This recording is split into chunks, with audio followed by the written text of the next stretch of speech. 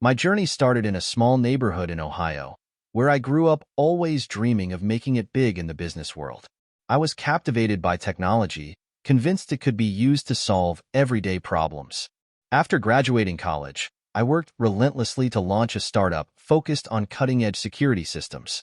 It was a grind, but soon enough, the company took off, and our first big contract with the Department of Homeland Security set the stage for a lot of profitable opportunities. As my career was taking off, I met Sarah at a tech conference. She was a lively accountant with an unforgettable laugh, and we fell in love almost instantly. We married within a year, and just 2 years later, our daughter Emma came into the world, filling our lives with joy. But as the demands of the business grew, I failed to notice how the distance between Sarah and me was slowly growing. Like a crack in the pavement, I kept stepping over. I got a harsh reality check after our divorce. One particular day, I was looking after 3-year-old Emma, and I realized how much I'd ignored the warning signs. The real wake-up call came at my grandfather's funeral. He passed suddenly from a heart attack. The day after the funeral, I packed our things to leave my mom's house. As I strapped Emma into her car seat, I asked, "You want to take your shoes off, sweetheart?" Her soft, "Yes, please," made me smile, like always.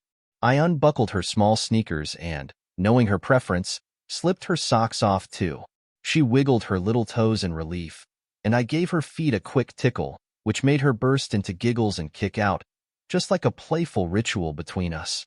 In that moment, I realized how much these little moments meant to both of us, something I didn't have anymore with Sarah. Before I could think too much on it, Emma spoke up, snapping me out of my thoughts. "Daddy," she asked as I set her tiny shoes on the seat beside her, tucking each sock neatly inside. "What is it, Pumpkin?" I asked softly. When she didn't respond immediately, I looked into her eyes. "Why doesn't Mommy love us anymore?" she asked, her voice so straightforward it took my breath away. I was stunned. My words momentarily caught in my throat. "Oh, honey, your mom loves us both very much, especially you," I said slowly, trying to make her understand. "She loves you more than anything in the whole world." Emma's eyes brightened for a second, then dulled again. "But she didn't come to say goodbye to Grandpa," she said, her little voice full of confusion. I could only repeat what Sarah had told me. "She had to work, sweetheart," I explained. I thought about telling her how Sarah was busy with an important client, but that wasn't something a 3-year-old would grasp. "She'll be home when we get back, baby. She'll be waiting for you." "Does she have to work at night, too?" Emma asked. I started to say no, but the truth was more complicated. Explaining Sarah's late nights out with friends would only lead to more questions I didn't have the answers for. "No, baby girl," I said finally. "I think Mommy's almost done with her big project. She'll have more time for us soon." It was all too much for me, so I ended the conversation. I buckled her car seat, kissed her forehead, and shut the door. 20 minutes later, she was asleep in the back seat as I drove down the highway. Emma may have drifted off, but her sad little question kept echoing in my head. If she could see it, then it wasn't just me imagining things. Sarah herself had hinted as much the last time I asked why she needed to go out so often. We pulled into the driveway at dusk, and sure enough, Sarah was home.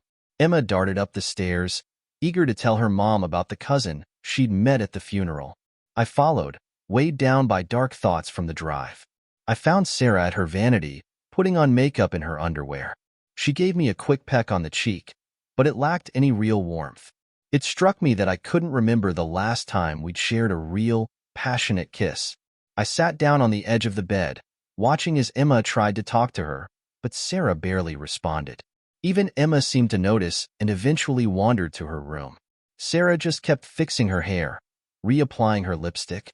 "What's going on, Sarah?" I asked, my voice shaky with frustration. My stomach was in knots, and I could feel the heat creeping up my neck. "What do you mean?" she replied, not even turning away from the mirror. "We've been home 10 minutes, and you're already getting ready to leave?" I said, my voice more cutting than I intended.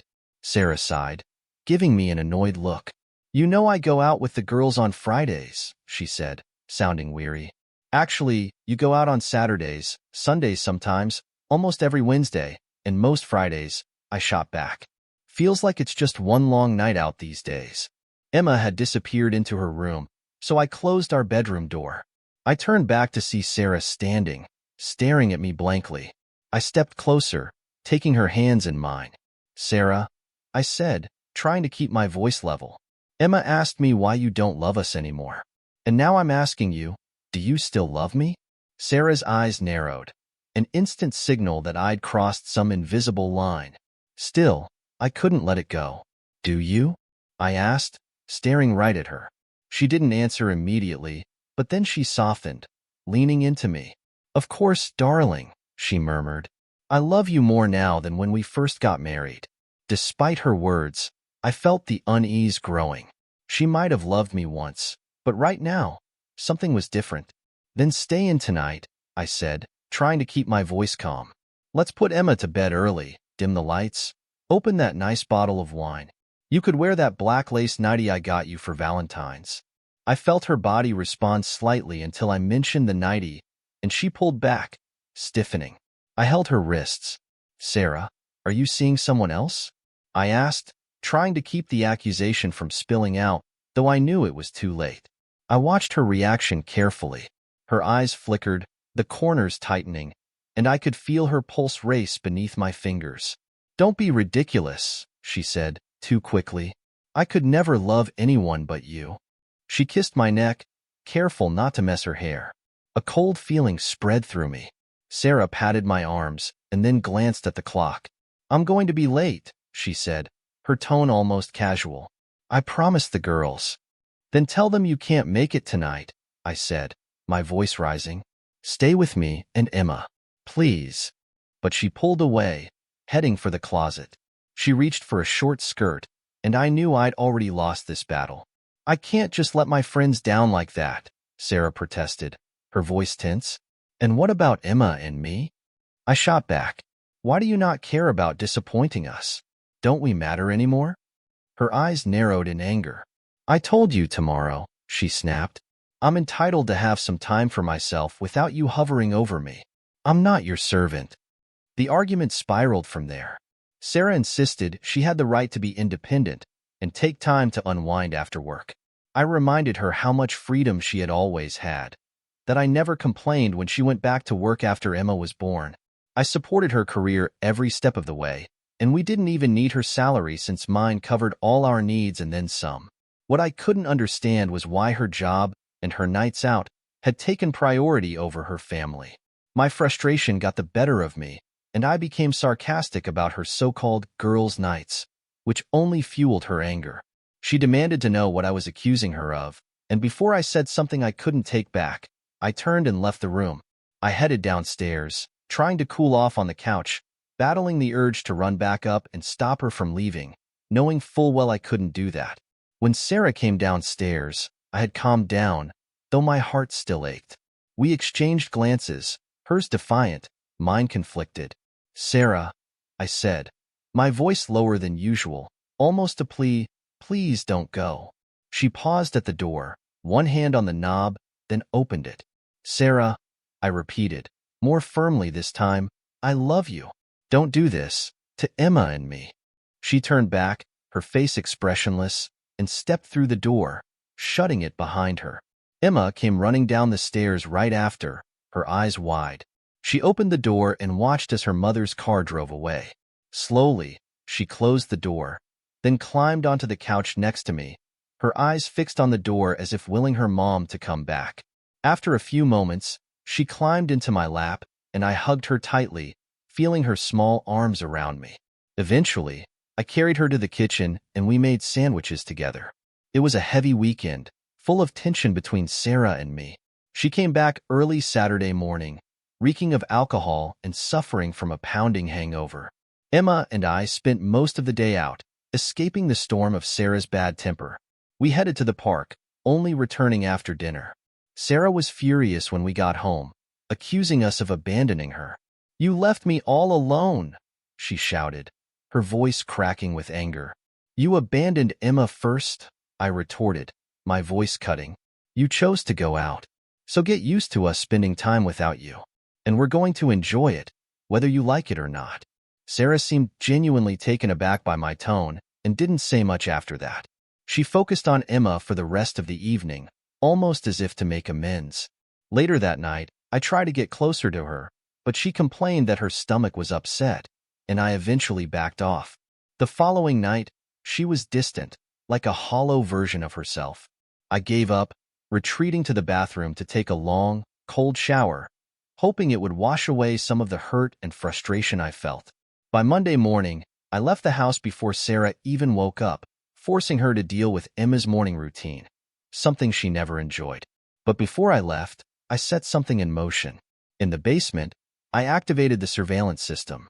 The equipment would record all phone calls and intercept mobile signals within 150 feet of the house. It wasn't exactly legal, but I needed peace of mind. There were already cameras installed around the house, set up mainly to keep an eye on babysitters and the housekeeper. We'd always gone by the trust but verify rule. Looking back, I realized we hadn't needed a babysitter in months.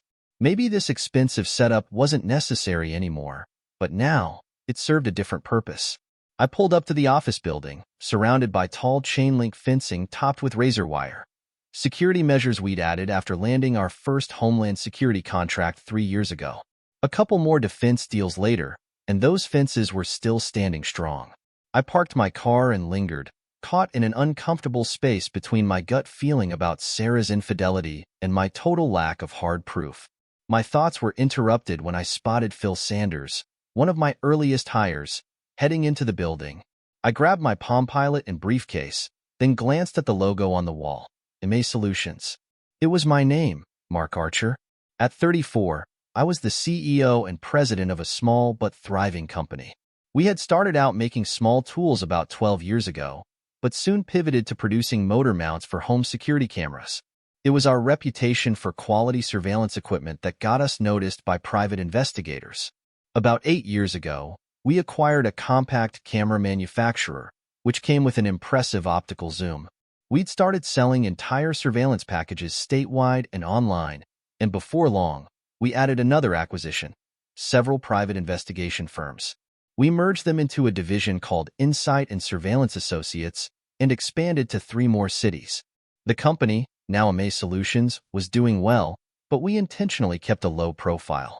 Once inside my office, I went through routine paperwork, signing off on documents that Maggie, my secretary and office manager, had already reviewed for me. I like to call her Radar, like from MASH asterisk, and she always had a comeback about Colonel Potter. Maggie was a gem, and frankly, the office would fall apart without her. To keep her from retiring, I paid her as much as our vice presidents, something she knew but they didn't. Maggie, I said as she brought in my first cup of coffee, can you ask Carl Winters to come see me? She paused, giving me a curious look. Should I tell him what it's about? I shook my head, but then reconsidered. Maggie had been like a second mother to me since the beginning, back when we were just a few people working in a renovated warehouse. Just tell him I need to become a customer, I said slowly, avoiding her eyes. She paused, then nodded, her voice soft. I'm so sorry, Mark, she said, and turned to leave. Carl was in charge of our Insight and Surveillance Associates division, and Maggie understood my request without needing more detail. A few minutes later, Carl came in, closing the door behind him at my gesture. He took a seat and sipped his tea. What's up, Mark? He asked, curiosity in his voice. I struggled to get the words out. Carl, I think Sarah might be getting herself into something she's going to regret, I said slowly, choosing each word carefully. Carl sighed, his face falling. Damn, Mark. I'm really sorry to hear that, he said, shaking his head. We both sat in silence for a moment, taking it all in. He set his mug down, staring at his fingernails as if the answer might be written there. Well, he said after a pause, we've got everything we need to figure this out. I'll bring in some temps to free up our best guys. I just need whatever you've got. Her work schedules, cell number, computer logins, credit card details, that kind of stuff. I nodded. I had thought about not involving our in-house team, but then I realized Carl wanted our most capable folks on this. It wasn't a job for just anyone. I opened my briefcase, where I'd stashed all of Sarah's account numbers and details, spending most of Sunday digging through her things to gather it all. We agreed that I'd be set up as a paying client of Insight and Surveillance Associates, using my personal checking account to make sure everything stayed on the up and up in case we ever had to explain it to auditors. We talked through our plan, how we'd track her, where she went, who she was meeting, and what they were doing. I felt terrible, honestly, but it was necessary. After the pain of the weekend, the widening gulf between us, I needed to know. If she wasn't doing anything wrong, she'd never even know about the surveillance, and maybe we could go to counseling. But if she was cheating, I had to know. By noon, Carl's team had already bugged Sarah's car, a Lexus she kept parked downtown. Using my key, since my name was on the title too, they installed a microphone under the driver's seat that could transmit within a 1-mile radius and a GPS tracker in the trunk. Carl assigned 7 of his best people and brought in 5 rental vehicles, making sure they were all reliable. He also lined up a freelancer to start working at Sarah's accounting firm the following week. Carl advised me to step back and let his team handle everything, which honestly made me feel worse. Knowing there was a standard procedure for dealing with something like this somehow made it even more depressing. He also laid out my options: either intercept and disrupt whatever affair might be starting or gather solid evidence for a divorce. I chose to try and stop it. All I wanted was my wife back. Just keep everything as normal as you can with Sarah, he said. I'll let you know when we hit critical points. That night, I called Carl from the basement after listening to the intercepts that had been recorded off Sarah's phone. None of this was exactly legal, but it was for my peace of mind. He picked up on the second ring. Carl, I said, my voice thick with emotion. Oh, God, he said, concern etched in his tone. What's happened? I took a deep breath to steady myself. You know the intercepts we set up when we built the house? I asked. Yeah. Sorry, we couldn't set up the remote monitoring today. Just ran out of time. No problem, Carl. I get it. Anyway, I intercepted a call tonight between Sarah and some guy named Brian around 7 p.m. My voice cracked as I went on. Brian was talking about how he couldn't wait to, screw her again soon. I wanted to break down right there. My chest hurt, and my entire body felt numb. Sarah was having an affair, and I couldn't wrap my head around why. I swallowed the lump in my throat. So, Carl, this changes our focus, I continued. I'm calling Pete tomorrow morning to start the divorce proceedings. We need to gather all the evidence we can. Pete Robinson was our company lawyer, as well as my personal attorney. Mark, I'm really sorry, Carl said slowly. I don't even know what to say, man. Thanks, Carl, I said, trying to sound a bit stronger than I felt. But this is on Sarah. Emma and I are the ones suffering here, and I just can't understand why. I took another deep breath. Okay, let's move forward. I'll see you in the office tomorrow, all right? Of course, Mark, he agreed, his voice full of empathy. Just take it easy tonight, all right? Don't do anything you might regret. I knew he was warning me not to lash out at Sarah. I'll be fine, Carl, I said. I heard that recording 3 hours ago. I've moved past the shock now. I paused for a moment, feeling the pain sharpen again. But I can't sleep with her tonight, or ever again. I'll come up with some excuse, but I just can't do it. That's okay, Carl said, his voice soothing. It may make things take a bit longer, but people who cheat think they're smarter than everyone else. They always believe they're being clever, but they're actually predictable and we'll catch them. I didn't say anything in response. Hang in there, boss, Carl continued. You're gonna come out of this stronger, no matter what. Yeah, I replied, though I didn't really believe it. All I could see was the pain and embarrassment waiting ahead for me, and even worse, for my daughter. I hadn't even begun to consider the heartbreak Emma would face. All right, Mark, Carl said, call me if you need anything, even if it's just to talk. I promised I would. Then I hung up, turning the intercept equipment back on to capture anything else between Sarah and her lover. I slept in the guest room that night, telling Sarah I had a dry throat and congestion that would probably make me snore. She didn't ask any questions, just nodded, barely interested. I also mentioned it would let me be closer to Emma if she needed us in the night, since she'd been having trouble wetting the bed lately. But even that, something so clearly painful for our daughter, didn't seem to bother Sarah. She just shrugged and returned to her magazine. The next day, Carl gave me a preliminary report. It didn't take long for them to identify the guy. His name was Brian Collier, an executive at Sarah's accounting firm. Brian Collier. That was his name. He was one of 3 division supervisors at Sarah's accounting firm. Like her, he was married, with 2 kids, a 9-year-old son and a 7-year-old daughter. His wife, Pamela, worked part-time as an insurance agent. Brian was 38, taller than me but much slimmer. While I had once been an amateur boxer and still lifted weights a couple of times each week, Brian looked more like a runner, a wiry guy. Carl had managed to dig up a photo of him, and honestly, I couldn't see what Sarah saw in him. He wasn't unattractive, but certainly not remarkable enough to make someone break their vows. Carl had pulled some strings, bribing a contact at the phone company to get a 2-year history of Sarah's phone records. It didn't take long for us to see the pattern. At first, there were just a few calls, but 6 months ago, they had ramped up to weekly, and now they were talking daily, usually late at night or early in the morning. Carl pointed out that they often spoke after I had left for work, or when I was downstairs lifting weights. Do you remember anything that might have happened around the time these calls started spiking? Carl asked, his businesslike tone somehow making it a little easier to bear. I leaned back, thinking. She went to a training seminar in Chicago, I said. It was a couple of weeks before the calls started increasing. I remember driving her to the airport and I saw Brian there, getting on the same plane. Carl nodded. That could be it then. Too many things point to it not being a coincidence. Yeah, I agreed. I'm not a believer in coincidences either. Carl flipped through his notepad. All right, well, that's it for now. We've got digital copies of all her credit card activity for the past year, thanks to your joint accounts. We'll also check your bank records today and let you know what we find. I had to admit, I was impressed by how much information they'd gathered in just a couple of days. How did you get all that without my authorization?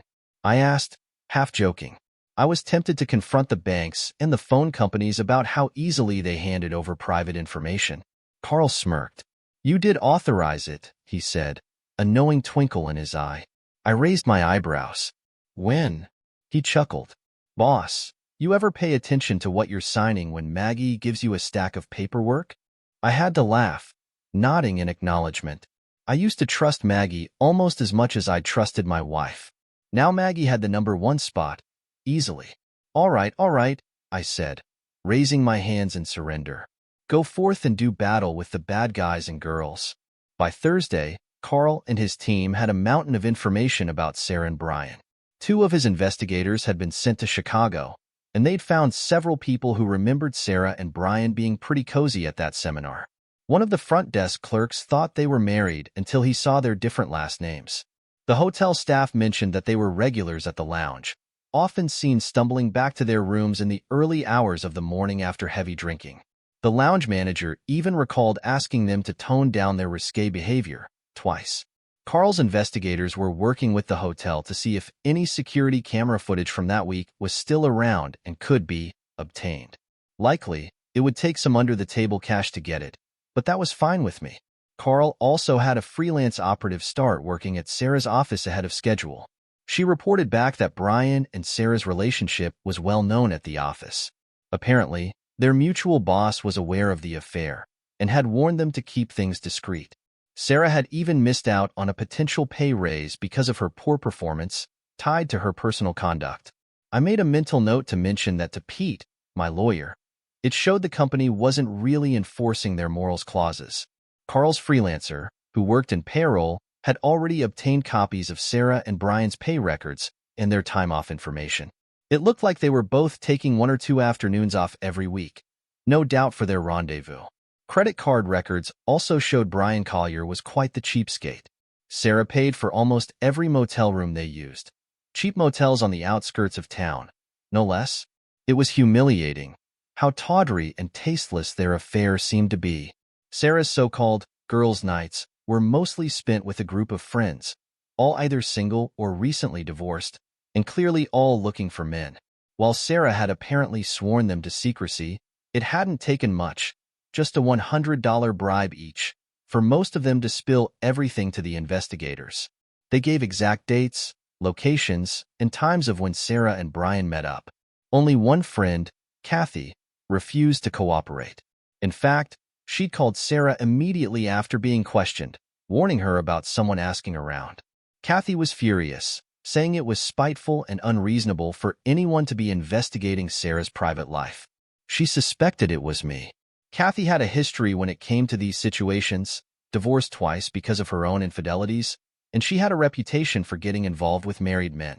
Somehow, she'd wormed her way into Sarah's circle, despite not even working in the same building as the rest. She seemed to be egging Sarah on, encouraging the affair. Carl had cloned Sarah's phone and paid Kathy's friends enough to keep them quiet. They assured Sarah they hadn't told anyone anything, that they had her back. So, while Sarah knew someone was sniffing around, she believed her friends were keeping her secret safe. The depth of information Carl's team gathered left me in awe. Sarah and Brian thought they were being smart, but they were complete amateurs. Carl was a pro. Brian and Sarah didn't stand a chance. The rest of that week, and the next two, passed quietly at home. Sarah canceled most of her outings, except for her Friday nights. Carl's team confirmed that the ladies' night group would hit up local clubs, dance with whoever asked, and then head home. Brian, on the other hand, stayed in with his family, though one report hinted that his wife was becoming suspicious about his sudden change in behavior. I was surprised how quickly Sarah and Brian seemed to shrug off the investigators' questioning of her friends. It was like they were too arrogant to think they'd ever get caught, believing they could just carry on as if nothing had changed. 3 weeks after Carl's investigators had talked to Sarah's group of friends, the intercepted calls between her and Brian started to pick up again. Things between Sarah and Brian had escalated again. They seemed to think that whatever scare they'd had blown over, and that I was none the wiser. During this time, I had pretty much moved full-time into the spare bedroom. I could barely stand to even kiss Sarah on the cheek. Despite her occasional hints, I refused to be intimate with her. My heart just wasn't in it anymore. Instead, I threw myself into spending time with Emma, reading every book in her little library, then buying new ones to keep our bedtime routine going. I developed a harsh-sounding dry cough, which gave me an excuse to stay in the guest room. Sarah didn't ask questions. She just let it be. Carl's team reported that the late-night calls between Sarah and Brian had become more frequent. The third Wednesday of that month, they made plans to meet at their usual seedy motel, and Carl's team was ready to catch them. My attorney, Pete, had prepped me for what was coming. That night, I arranged for Mandy, our 16-year-old neighbor, to babysit Emma. "Sarah," I said, standing in the living room as she prepared to leave, "please don't go out tonight. Please." There was an urgency in my voice that I couldn't quite mask. She gave me an irritated look, which softened quickly. "Look, Mark, nothing's going on. I'm just going out for drinks, maybe some dancing, that's all," she said, her eyes meeting mine with a convincing look. She even hugged me, trying to make it seem genuine. "Sarah," I said, my voice trembling slightly, "I know you're meeting someone tonight. You can't mean as much to him as you do to Emma and me. Please don't go." She pulled back, her eyes narrowing, suspicion flickering across her face. "What are you talking about?" she demanded, her tone sharp. She was a good actress, but not perfect. "I just know," I said quietly. "You're cheating on Emma and me, and it's not right." She seemed to relax a bit, maybe thinking I only had vague suspicions. "I am not cheating on you," she said firmly, her eyes holding mine. "If you keep accusing me like this, Mark, maybe I'll end up finding someone to take care of my needs." My jaw clenched, rage bubbling up, but I forced myself to look away, taking a deep breath. "Sarah," I said, trying to stay calm, "just not another word." "Never have, not now, not ever," she continued, her voice harsh. "I'm not cheating on you. Does that satisfy you?" She angrily turned to grab her light jacket, and I noticed she wasn't wearing a bra, and there were no panty lines under her miniskirt either.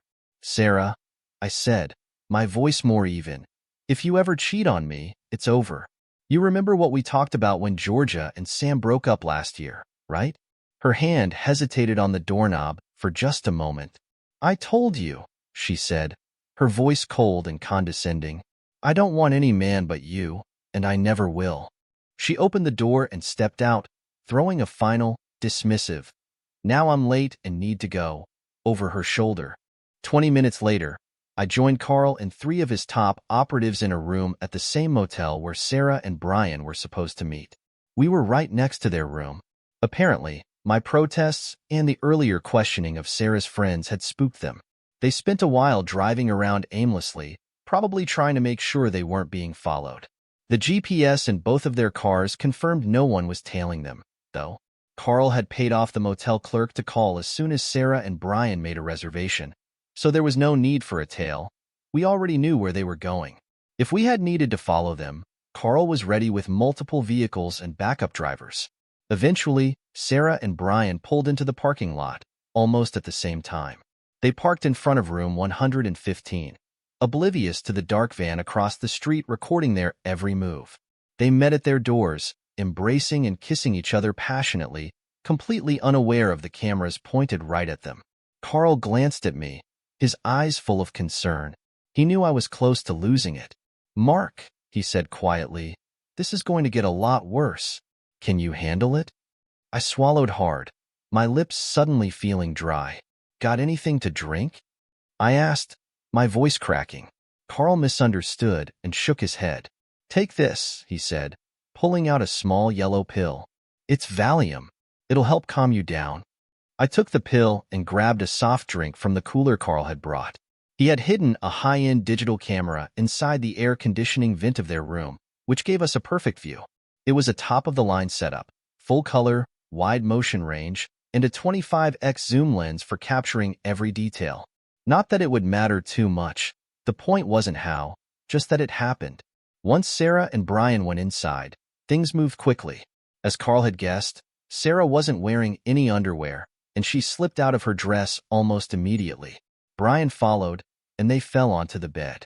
We shut off the lights in our room, and two of Carl's men positioned fiber optic cameras under the door and above it, threading the tiny lenses through the cracks. They secured the transmitters outside against the wall, where they were practically invisible, especially after they'd unscrewed the light nearby to keep everything dark.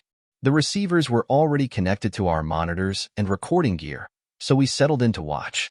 With 3 cameras rolling, we wouldn't miss a thing. It turned out to be anticlimactic. There was no romance, no tenderness, just Brian, quickly putting on a cheap yellow condom and then going at it. Watching Sarah's face, I couldn't even tell if she was in pain or enjoying herself. It was just empty. "Damn," I muttered under my breath, shaking my head. "This guy isn't even bigger than me. If anything, he's smaller." When we were first married, Sarah used to joke about my big tool during our more intimate moments, but here, it was clear Brian was definitely below average. He was clumsy, too, fumbling his way through the motions without much regard for her.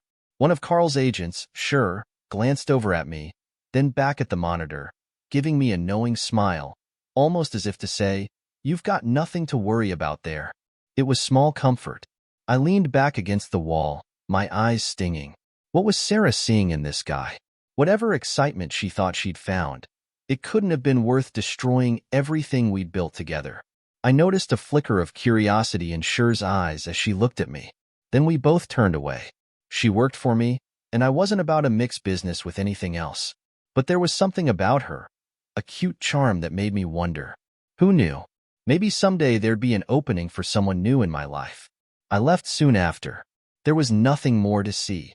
Sarah and Brian would continue their sordid affair, rest, and start again. I couldn't stop thinking. What did Sarah see in him? Why was she willing to throw away 6 years of marriage? They didn't see each other for a week after that, which seemed to frustrate them both. Their schedules just weren't aligning. Then Kathy suggested a weekend trip to Las Vegas. The investigators had already dug up a lot about Kathy. She was spiteful, estranged from her family due to multiple past affairs, and seemed determined to drag others into her messes.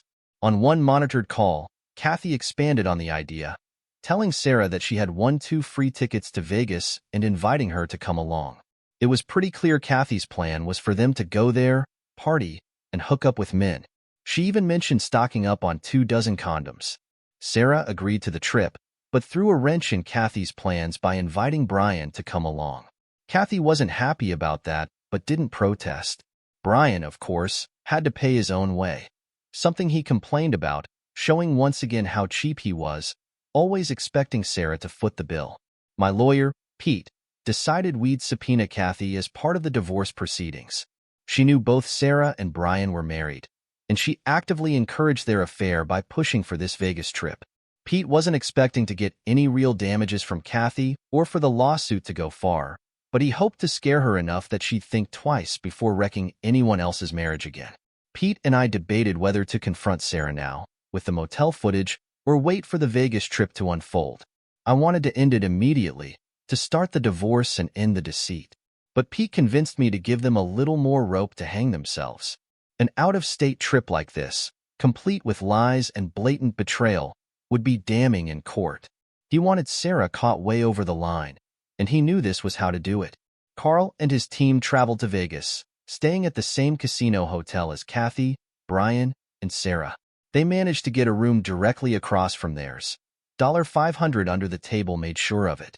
Carl's cameras were in place, ready to capture every detail. People in high-rise hotels often forget they're visible from the outside, and Carl had seen this countless times. Even if they closed the curtains, he had a laser device that could pick up sound vibrations from the glass, ensuring we could hear their conversations clearly enough for court. He'd also planned for me to call Sarah. One last attempt to convince her to come home. It was all scripted by my lawyer, but a part of me still hoped it might work. I was a mess. My emotions all over the place, my body switching between feeling feverish and chilled. I hadn't eaten all day, my stomach twisted in knots. Carl's team set up everything, leaving me at home with access to all the camera feeds they'd arranged. One of the detectives who had flown with Sarah and Brian told me they were almost wearing out the flight attendants by ordering bottle after bottle of alcohol. They were already drunk before they even landed. Sarah, I said into the cell phone, watching the feed. I saw her on all fours on the bed, Brian behind her. She twisted awkwardly to reach the phone on the nightstand. Kathy was sitting off to the side, watching, a smirk on her face. "Please, honey," I said, my voice cracking. "Please don't do this. Don't sleep with that man. Come home to me. We can work something out." I tried to keep my voice gentle, coaxing, just like Pete had advised, to show her unfaithfulness as clearly as possible. "Think of Emma, Sarah. Think of what this could do to her. Please." It's incredible how long someone holds out hope, even when everything points to the end. Despite everything I'd seen, I still loved Sarah. I hoped there'd be some sign that the woman I married was still there. But nothing came. She didn't even hesitate. "Go to hell, Mark." Sarah screamed into the phone, her face twisted with anger. "I told you before, you idiot. I am not having sex with anyone." Her lies were astonishing. I could see Brian still inside her on the screen, and there she was, denying it all. I hung up, stunned by how easily she lied. She then crawled back toward her friends, watching as Kathy and Brian started making out. "I'll tell you this, sweetheart," Sarah said with a mocking grin, her voice dripping with venom. "Maybe I will go find some creep tonight and bring him to my room. How'd you like that, Mark? I'll do it just to make you right for once. How about that?" I was floored by her spite. This was the same woman who, just a year ago, wanted nothing more than to be held all night after her favorite aunt passed away. I used to know Sarah as this soft, warm presence in my life, someone I could turn to with my worries, and someone who was always there as a lover when Emma was finally asleep. Now, she was a stranger I couldn't understand. "Sarah," I said unsteadily, "I don't know what else to say. Please, think of what this is doing to Emma. For God's sake." She cut me off with another shrill scream. "Go to hell, Mark. And take her with you," she shouted, barely coherent. I only understood her because I could see her lips on the monitor. "When I get back, we're going to settle this once and for all. You're lucky if I don't leave your sorry ass. Got that?" She screamed more nonsense, her face flushed with rage, then stabbed at the end button on her phone before tossing it aside. She staggered back to the bed, gesturing for Brian to continue. By Sunday morning, Carl's team was exhausted. They dismantled the equipment, packed up, and flew back home. We now had more than enough information, videos, photographs, transcripts, financial records. Pete was overwhelmed, but promised to file for divorce by noon on Monday. We'd have 6 months to sort through everything before the divorce could be finalized, and I knew I had a long road ahead. But now, at least, the lies were out in the open. We had explicit footage of my wife being intimate with Brian while shouting curses at me and our daughter, all after assuring me she would never do such a thing. Since this was recorded through an open window, it would be legitimate evidence in court. On top of that, we included footage from my home security cameras, showing Sarah's indifference toward Emma's well-being. One clip showed Sarah walking out the door while Emma was running down the stairs, clearly trying to reach her. Another showed Sarah snapping at Emma for no real reason. In one, Sarah told Emma to make her own breakfast because she didn't have time. All of this evidence was compiled and presented to a judge early Monday morning. She granted a temporary restraining order, giving me full custodial rights until family court could formally address the situation. Another order prohibited Sarah from any contact with Emma until a judge reviewed the case. Several other motions were granted without much pushback. It's amazing what you can accomplish when you're a wealthy and influential person. Actually, I was helping my attorney become that wealthy man. Monday mornings were always a struggle at Sarah's accounting firm. A lot of the staff were heavy drinkers, and many partied from Friday night until Sunday evening. Most of the rest hung around their desks or chatted by the coffee machine, waiting for the drinkers to get themselves together. When a big man in a gray suit walked in from the hallway just after lunch, a few of the hopeful women glanced his way, but he showed no interest. He moved purposefully, a photograph in his right hand, glancing down at it and then back up as he searched for someone in particular. After a brief search, he found who he was looking for. He approached a woman who was talking quietly to two men, one tall, distinguished-looking, probably in his early 40s, and the other shorter, more timid, practically clinging to her. Sarah didn't look happy. She kept shifting as if trying to inch away from the shorter man, her eyes dark and troubled, clearly distracted. "Sarah Archer?" the big man said, his deep voice carrying easily across the office. The woman turned, and her face fell when she saw him. There was something haunted in her expression. The big man pulled out a thick envelope from his inside coat pocket. "You, madam," he said, his voice now booming for everyone to hear, "are served." He paused for effect, making sure he had everyone's attention. He set his briefcase on a nearby desk and began taking out a series of legal documents, all printed on onion skin and backed by heavier blue paper. "This," he said, handing the stunned Sarah the papers, "is a copy of the divorce petition filed this morning. Mr. Mark Archer intends to divorce you as soon as possible." He handed her another set of documents. "And this, madam, is a court order prohibiting you from coming within 1,000 feet of the residence you once shared with Mr. Archer." He then dropped another set of documents into her trembling hands. "This is a temporary restraining order forbidding you from contacting Miss Emma Archer in any way. You are not allowed to call, email, write, or attempt to speak to her. Is that clear, madam?" Sarah nodded numbly, her face paling as she tried to comprehend what was happening. The look of horror on her face was evident to everyone now, and a large crowd had started gathering around. The big man continued, his voice even louder now. "Mr. Archer wants you to know that all joint credit cards were canceled 2 hours ago. Your joint checking and savings accounts have also been closed." He disdainfully held up a cashier's check by the corner, as if it were contaminated, before adding it to the stack in her hands. "This represents 50% of the total amount in the joint accounts. Additionally," he continued, "all of your clothing and personal belongings are currently being packed up and will be loaded into a truck as we speak. Your items will be placed in storage, and you may retrieve them at a time and place of your choosing. You can communicate those wishes to Mr. Archer's attorney at the number provided on this card." He handed over a small business card. "You will not be allowed inside the residence for any reason. Also, be aware that the locks have been changed, and all security codes to the house have been updated." The big man looked down at Sarah, who had tears streaming down her face, without a trace of pity. Then he turned, scanning the room until his eyes locked onto Brian, who was trying to slip away unnoticed. "Brian Collier," the big man called out, his voice booming across the office. "Don't be in such a hurry." Brian froze, looking like a deer caught in headlights. The man pulled another envelope from his briefcase and slapped it into Brian's reluctant palm. You, sir, are served. Congratulations, he said coldly. You are named as a correspondent in the matter of Archer versus Archer. He pulled out yet another mass of stapled papers. And you are also the respondent in a civil lawsuit filed this morning by Mr. Mark Archer for willfully and maliciously interfering in the marriage of Mark and Sarah Archer, and for having a sordid affair with the former Mrs. Archer. Brian looked as if he might faint, his face drained of all color, and he reached out to steady himself against a desk. My attorney hadn't expected much of a defense from him. The big man then looked around the office and locked eyes on Sarah's supervisor. He walked over and handed him yet another notice.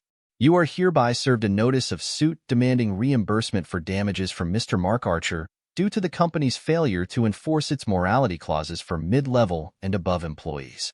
A senior vice president, who had known about the affair from the beginning, was also served in the executive offices that day. I watched it all unfold from the back of the room, taking in the reactions, the whispered gossip, the judgmental glances. I felt almost nothing. Everything was happening as planned, and my life, in its own way, was beginning to move forward. I stood there, feeling cold, my expression set in harsh, unforgiving lines.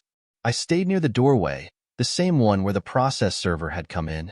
I'd paid extra to have him deliver the check and the other documents personally to Sarah. That wasn't really his job, but it made a point. I watched the dawning realization of how badly she had ruined herself settle across Sarah's face as she crumbled onto the floor. Without a word, I turned and walked out, pushing open the large double doors of the office.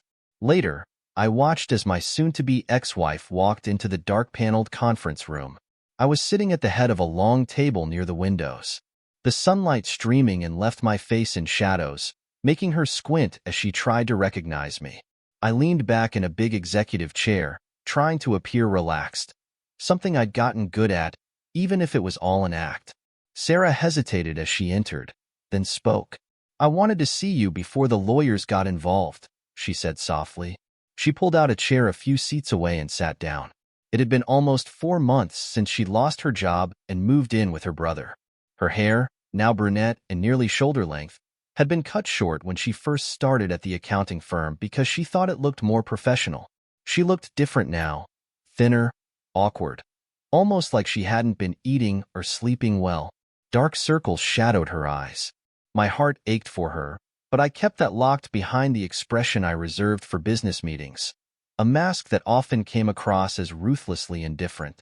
And here you are, I said quietly. She nodded, her eyes avoiding mine. Finally, she looked up and met my gaze. Mark, she began, her voice trembling, I want to start by saying how sorry I am for everything I did, to you and to our baby girl. I didn't say anything, my face remaining expressionless. I know it's not enough, she whispered, and it doesn't make up for all the pain I've caused, but they're the only words I have. I remained silent, watching her as she spoke. I'm suffering too, Mark, she continued, tears brimming. I can't understand why I did what I did, and it's driving me insane. When she didn't say anything more, I broke the silence. I beg to differ, I said evenly. You haven't begun to suffer, not until you've had to tell a 3-year-old child that her mother might not be coming home. Sarah broke down, her sobs quiet but raw. I continued, my voice soft but steady. It's been 4 months since I had to tell Emma that, and she still cries herself to sleep most nights. Only recently have I been able to coax a smile out of her once in a while. I paused, watching Sarah double over in her chair, her body racked with sobs. She screams and fights anyone who tries to keep her from reaching me if I leave her somewhere too long, I said, my voice barely above a whisper. She's terrified that I won't come back. Can you even imagine that kind of fear in a little girl, not yet 4 years old? Can you, Sarah? I forced myself to lean back in my chair as Sarah shook with tears. She's in a new daycare center here at the corporate campus, I added, my tone brightening as I forced a cheerfulness I didn't feel. I told her I built it so that I would never be more than a few minutes away, any longer, and she goes into hysterics when she can't find me. I paused, watching as Sarah continued to cry, unresponsive to my attempts to lighten the conversation. On the bright side, I added, productivity among single parents here is way up, and the center has almost paid for itself. But it made no impression on her. I let the silence hang between us for a while. Why? I finally asked, my voice as gentle as I could make it. Why did you do it, Sarah? I loved you more than anything in this world, and you ripped the soul right out of me.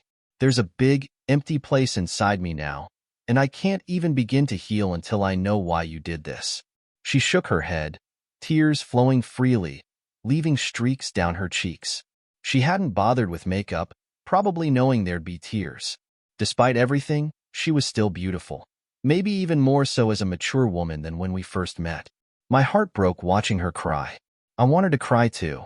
I had lost my younger brother in a car accident when I was a teenager, and today, I felt that same hollow pain. It was just as overwhelming, and I still felt just as powerless to change it. I had no idea if this ache would ever heal. I don't know why, she said at last, her voice barely audible. Maybe I'm just broken. Maybe I don't know, insane or something. She went quiet, her fingers intertwined, trembling slightly. I can't undo what I did, Mark, she said softly. I don't deserve your forgiveness, and I won't ask for it. I hurt the only man I've ever truly loved, and I'll have to live with that for the rest of my life. I don't even know how to deal with it. Her voice broke as she continued. I think about Emma and what I've done to her, and I want to die. Every time I replay that night in my head, hearing myself scream at you to take her to hell. Her words trailed off, and she stared up at the ceiling, tears spilling down her face. I reached for the remote sitting next to me, tempted to play the recording in the corner of the room, the DVD that held that damning footage of her, drunk and unclothed, cursing our daughter. But I didn't. It seemed unnecessary. She already knew it well enough. After a while, her tears slowed, then stopped. She seemed drained, too dehydrated to cry anymore. I slipped the remote into a drawer of the credenza beside me.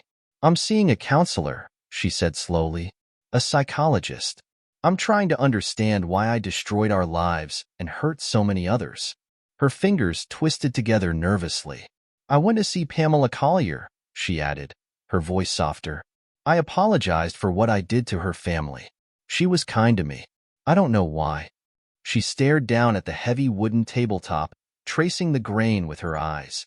Pamela told me that Brian always found some woman, no matter where he worked. She got used to it, but this time was different. She said she's had enough, and she's divorcing him. She found a good man who loves her children, and she says he's the best thing that's ever happened to her. I nodded. I already knew that Pamela was divorcing Brian and that she'd found someone new. A decent man who treated her well, unlike her soon-to-be ex-husband. It was strange, hearing about it from Sarah, knowing that someone else had managed to rebuild after the devastation Sarah had helped cause. It gave me hope, even if just a flicker, that maybe, somehow, I could rebuild too. I hadn't known that Sarah had gone to Pamela to apologize. It implied a sense of remorse and a willingness to accept responsibility for her actions. Something hopeful stirred inside me. Something that wondered if maybe, just maybe, that hope could live and grow. What's your therapist telling you? I asked. Sarah glanced at me, then quickly looked back at the table. We haven't made much progress, she admitted. I wish I could say we had, but all I know is that something happened when I started drinking heavily. Were you drunk, Sarah? I interrupted. She looked up, holding my gaze for the first time in a long while. I couldn't read the expression on her face. I don't know, she said finally. Maybe. The first time. She swallowed hard, her voice trembling. The first time I slept with Brian. I know I was really drunk. She dropped her head again. But I wasn't drunk every time, she admitted softly. Sometimes I wasn't even tipsy. Her sobs started again, and she choked them back with visible effort. I wish I had that excuse, she said, almost in a whisper. But I don't. I'm trying to find out the real reasons, trying to understand it, with my counselor. She went silent for a while. Only when I shifted in my chair did she speak again. Mark. I lifted my chin, raising my eyebrows, waiting. Would you go see her? My therapist, I mean. She wants to talk to you. It's not what you think, Sarah added quickly, her words tumbling out as though she was afraid I'd cut her off. She just wants to ask you some questions, to see if she can find out anything I haven't been able to explain. I paused. Then, I suppose, I said simply. Sarah stared at me, her face showing disbelief. You'd go? She asked, her voice trembling with emotion. I shrugged, my tone somber. I'm still your husband, I told her. I'll do what I can to help you, as long as it doesn't hurt Emma. I had almost said my child, but I stopped myself. A sudden hope blossomed in her eyes, and I could see it growing. I felt the urge to say something sharp, something to cut through her hope and remind her there was no real chance for us anymore. But I didn't. I was willing to explore any option if it was in my little girl's best interest. I had loved Sarah without reservations. I still did. Love wasn't something you could just turn on and off, like a faucet. But at the same time, love wasn't enough to conquer the deep sense of betrayal that now lived inside me. We were on the road to divorce, and that was where we were headed. It took 6 long months, but it was finally over. I didn't stop my ex-wife from seeing our daughter, not during the divorce, and not after it was finalized. Sarah tried many times to reconcile, but that wasn't what I wanted. The ordeal had been too much, and I couldn't go through it again. I needed help, and I ended up seeing a counselor myself. It helped me more than I expected. I cut back my working hours so I could spend more time with Emma. It was what we both needed. A year later, Sarah left town and married another accountant. My daughter was part of the ceremony, and they even sent an invitation to me, but I decided not to go. I never married again. My entire focus became my daughter, and that was enough for me.